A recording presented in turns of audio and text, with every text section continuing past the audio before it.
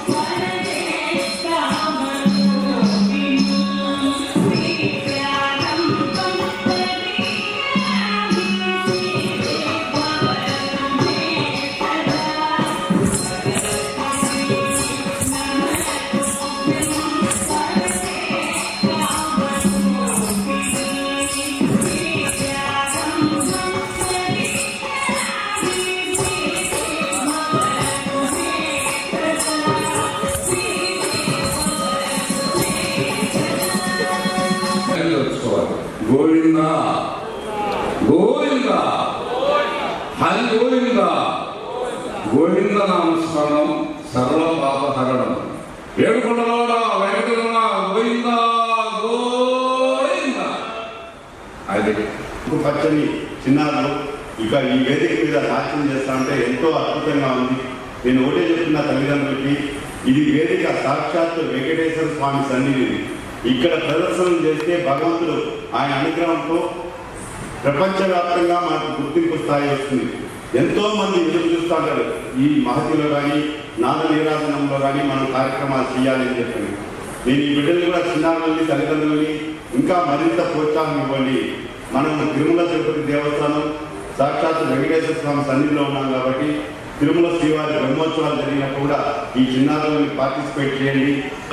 రెడ్డి గారు, అదేవిధంగా secretary KN రాజా గారు, వీళ్ళకి సహచరులుగా ఉన్నటువంటి పెద్దలందరూ కూడా కొన్ని రోజుల నుంచి, అంటే ఒక నెల నుంచి ఎన్నో ప్రయత్నాలు చేసి చిన్నారులందరినీ కూడా ఈ వేదిక మీద ప్రదర్శనలు ఇప్పించాలని చెప్పని అనేక పర్యాయాల అధికారుల దగ్గర నుంచి అనుమతులు, అదేవిధంగా దానికి కావాల్సినటువంటి మెమెంటోలు అందరినీ ఆహ్వానించిన కార్యక్రమం ఉంది. ఎన్నో పనుల్ని పక్కన పెట్టి సొంత పనిలాగా ఈ కార్యక్రమం నిర్వహించి ఈరోజు ఎంతో వైభవంగా ఈ మహతి కళాక్షేత్రంలో చిన్నారులు ఎంతో ముచ్చటగా వాళ్ళ ప్రదర్శనలు ఇస్తుంటే నిజంగా ఎంతో ఆనందంగా అనిపించింది. ముఖ్యంగా వాళ్ళ తల్లిదండ్రులకి మనస్ఫూర్తిగా వేదిక నుంచి అభినందనలు తెలియజేస్తున్నా. అంతరించిపోతున్నటువంటి మన సంస్కృతి 35వ వార్షిక స్వర్ణోత్సవ నృత్య కళోత్సవాలు ఈ రోజు నుంచి ప్రారంభమైనాయి.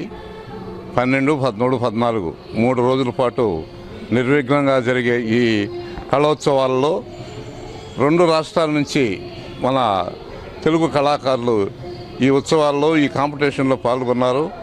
14వ తేదీన వీరికి బహుమతులు, నగదు బహుమతులు, స్వామివారి మెమెంటోలు అందజేస్తున్నాము. దాదాపుగా 250 మంది కళాకారులు, చిన్నపిల్లలు ఈ ఉత్సవాల్లో పాల్గొనడం ఒక గొప్ప విశేషము. వారందరికీ కూడా ప్రదర్శన బహుమతిగా శ్రీ వెంకటేశ్వర స్వామివారి మెమెంటోలను ప్రతి ఒక్కరికి అందజేస్తున్నాం. సర్టిఫికేట్లు కూడా ఇస్తున్నాం. వారికి భోజనాలు, వసతి అన్నీ కూడా రాయలసీమ రంగస్థలి చూస్తూ ఉంది. అలాగే నాట్య రంజిత అవార్డులు కూడా ఈరోజు ప్రదానం చేస్తూ ఉన్నాం. అవి విశాఖపట్నం, అంటే మన ప్రధానమంత్రి శ్రీయుతులు నరేంద్ర మోడీ గారు మెచ్చినటువంటి ఒక కళాకారిణి టి రిషిక, ఆ అమ్మాయికి ఈరోజు నాట్య రంజిత అవార్డు కూడా ఇస్తున్నాం. అలాగే 5 మందికి నాట్య రంజిత అవార్డులు ప్రదానం చేస్తూ ఉన్నాము. ఈ మన నగరవాసులందరూ కూడా కళాప్రియులంతా వచ్చేసి ఈ కళోత్సవాలను తిలకించి జయప్రదం కోరుతున్నాం. ఈరోజు నెల్లూరు, గూడూరు, కావలి, మన కాళహస్తి ఈ ప్రాంతాల నుంచి వచ్చారు. మరియు వరంగల్ నుంచి కూడా వచ్చారు పిల్లలు. చక్కగా నృత్య ప్రదర్శనలు ఇస్తూ ఉన్నారు.